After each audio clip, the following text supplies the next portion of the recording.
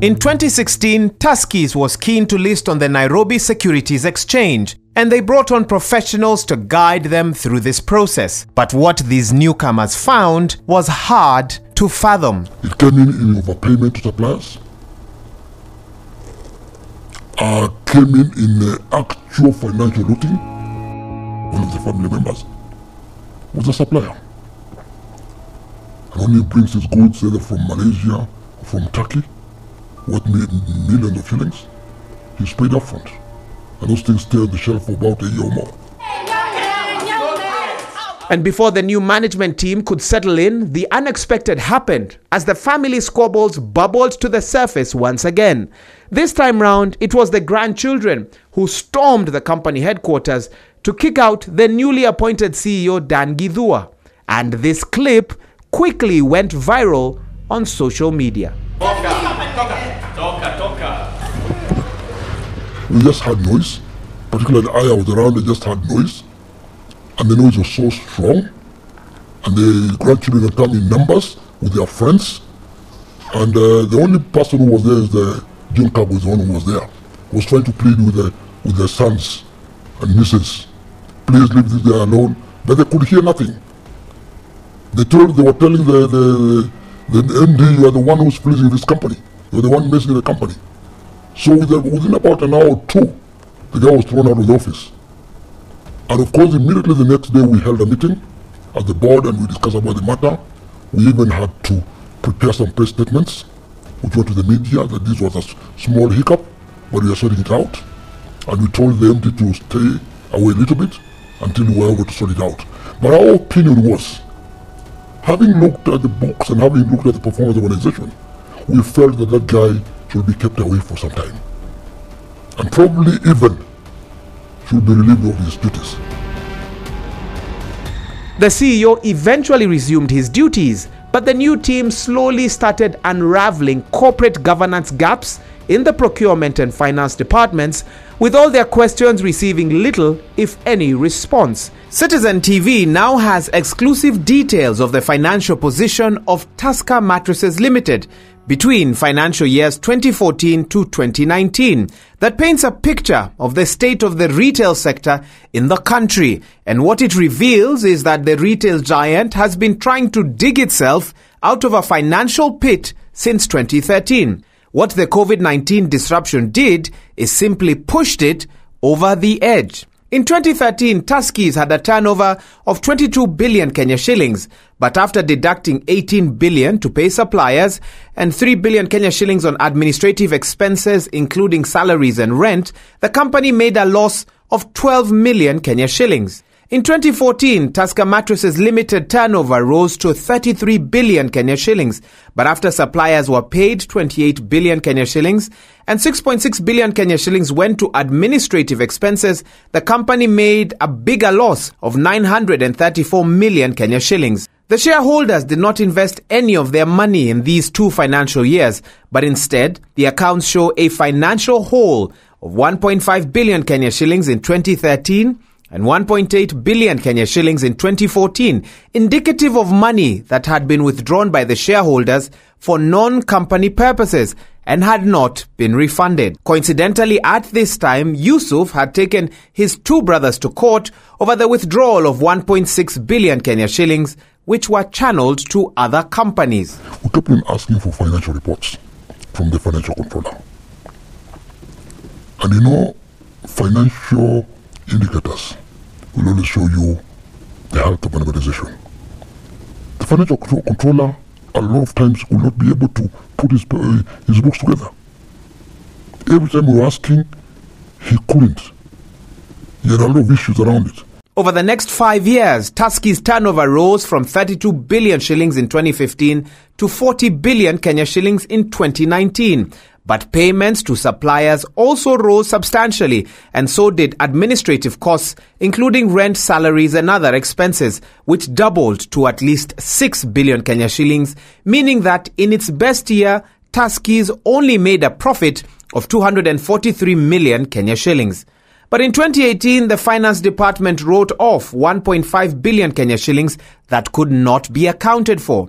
And in 2019, 263 million Kenya shillings could also not be accounted for, wiping out any profit they had made. Sources indicating that this money could have been lost to cartels at the branches and in the supply chain, all of whom benefited from weak corporate governance. Yeah, Company X has supplied goods worth 20 million. That is just on paper. But in actual sense, there was no supply made. And the lorry will come with the stocks in. I think the games are just played there. The same lorry goes back with the stuff. The finance team played a delicate balancing act of keeping suppliers happy with post-dated checks, paying salaries whilst dealing with shareholders who took out more money for private investment than they put into the company. It was just firefighting. So they were able to fight for a period of 2 or so years. But now at the end of the day, when it came to 2018, 2019, things that had gone out of hand. And 2020 now became the big challenge. At its peak, Tuskys boasted of a branch network of nearly 70 in Kenya and Uganda. And whilst this may have looked like an indication of dominance in the market, the science behind the expansion was lacking. We did a bit of assessment and realized that out of the 40, 50 branches, they were only being sustained by about 20 branches only. The rest were not even performing. So we had agreed that why don't you close some branches so that you are able to raise the business to a level of profitability rather than having so much network and you are not able to do anything. But they didn't listen. They closed actually a few of them at that early, but they opened again. And the same branches that we talked they should be closed have closed now. Another bone of contention in early 2015 was the move by the new CEO Githua and some of the directors of the supermarket chain to bring in the Artemis Outsourcing Limited, a company meant to provide staff outsourcing services to Tuskys supermarket.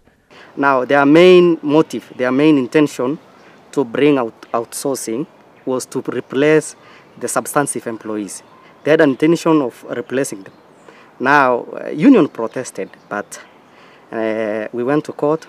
They introduced appraisals as a way of keeping away the substantive employees. To my own thinking and to my own opinion, there is a conflict of interest between the CEO, because the owner of the company, the owner of the outsourced company is the CEO. We have proof. We know. Artemis is the one that handles the outsourced staff. We tried to probe that and see whether we could get the letter of agreement to see how it was Tuskys and with Artemis. But we never saw that document, imagine. But apparently from the background we could feel that one of the family members was actually part of the company. Because having Artemis, whose terms and conditions are not very clear, and issues of salaries, how much was being paid, the terms of the agreement were not known to anybody.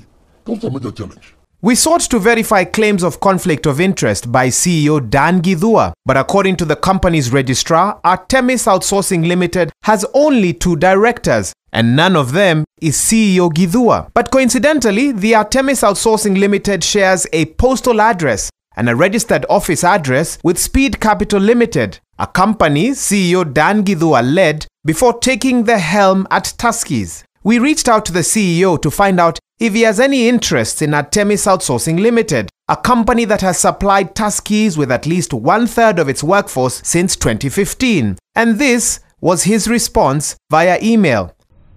I do not have any direct interest with Artemis. The directors are, however, well known to me. We also queried why Artemis Outsourcing Limited and Speed Capital, a company Githua has shares in, shared the same postal address and registered office address. His response was, Speed Capital incubated Artemis. Among other businesses, continue to provide necessary support. I'm a shareholder of Speed Capital, but I'm not involved in its day-to-day management, as it has a competent leadership team. By 2017, the non-family management team quietly exited the company after they realized that their strategies were not being implemented by the company. In May 2020, it emerged that Tuskys had written to suppliers, banks and landlords, citing constrained cash flows due to the impact of the coronavirus on its business. Specifically, Tuskys stated that measures taken to control the spread of the coronavirus, such as social distancing and reduced operating hours for lower traffic in its stores, had affected its business. Tuskys, what is happening in Tuskys, it is not about corona. It is not. It is not. In fact, in the ruling dated 30th June, issued by Justice Brian Mongaya, he cited that Tuskys were unable to convince the court on how COVID-19 has affected them. Tukawa tuna bodi moja tulizungumza, hata nafikiri inaandikwa sana kwa gazeti. Tulikutana hapa bodi ya tarehe 30 mwezi wa, ilikuwa mwezi wa June. Ndio chairman wa Tuskys tulikuwa naye, akatuambia kazi yenu haina pesa. Leteni pesa. Haina pesa na msiulize pesa iko wapi kwanza. Hii ni kuanguka, leteni pesa kwanza tufanye nini? Nikauliza sasa tutakosaje, utatoaje pesa kama hujui ile nyingine ilienda wapi? Kasema hiyo mtauliza baadaye. Sasa tulikubaliana kutafuta pesa. But former Tuskys managing director Stephen Mukuha, who is a key shareholder in the business, sees things differently.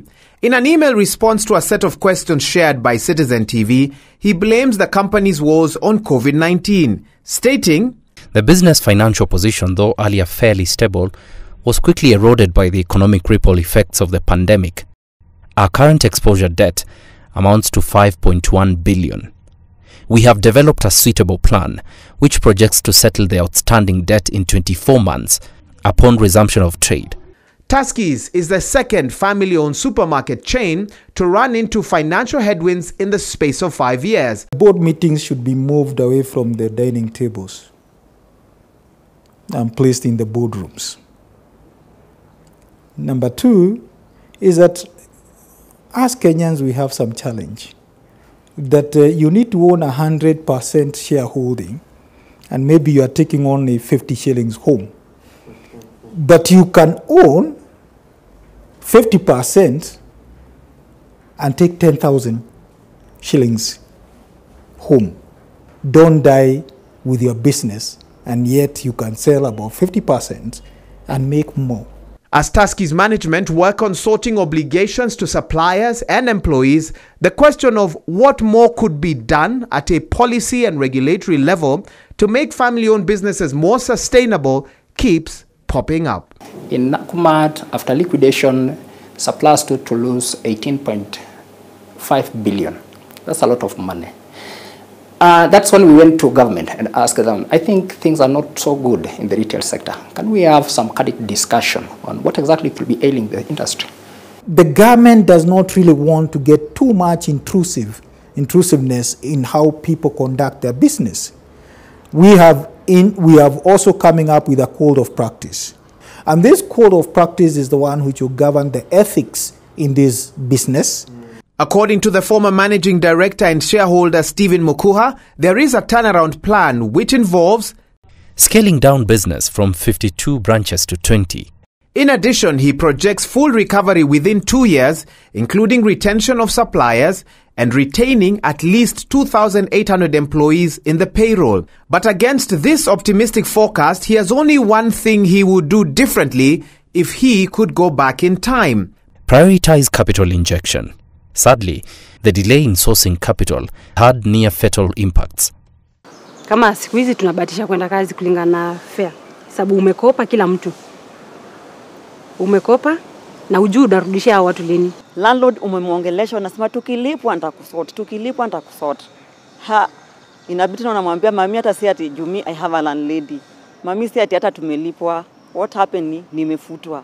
Woi nitakusaidia aje. With Tuskys scaling down, the retail sector is witnessing realignment once again, with a Retail Traders Association of Kenya report revealing Naivas as the leading supermarket with at least 64 branches, Quickmart has 34 and Chandarana 20. Naivas is said to have recently sold 30% of its shares to a French private equity firm for 6 billion Kenya shillings. Whilst Adinia Partners, a private equity firm investing in sub-Saharan Africa, now has majority shareholding in Quickmart. Will Tuskys be able to also lock in an investor and roar back to life? That is the question on everyone's lips.